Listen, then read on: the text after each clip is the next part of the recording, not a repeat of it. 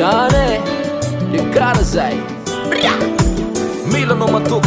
matoky fa love zato isanjato amazina anao Ianao la silapagna anaty ny foko mampilaminana mbola tsy sotanao na waiza fa matokisana ianao in my lover fa tsy tady akoatranao ampenao ya nomamy ny foko matokisa sisoloko raha vitranao zao deve ny ao anatiko maratra fenofeny fazavelanao azavelanao ireria ianao anao fô anatiny foko malale anao raiky afogna vayafe matokisa zao fa tsy ala ianao anao fô anatiny foko malale anao raiky afogna vayafe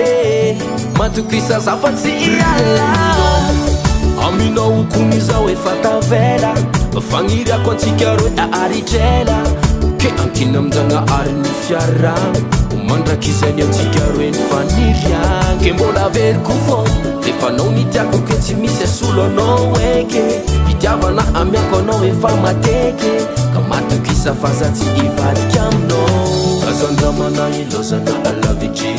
fa mararero ny foko tsy maharitry mba miangaviza omidoko akeo fô fa fitiavagna amiako anao avy am fô ianao anao fô anatiny foko malale anao raiky afogna vayafe matokisa zao fa tsy ala ianao anao fô anatiny foko malale anao raiky afogna vayafe matokisa zao fa tsy ala miala aminao za hitako aminao ifikitra aminao tianambelanao tiana aminao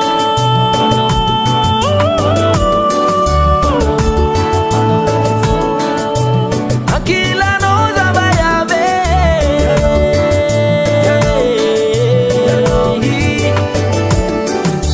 ianao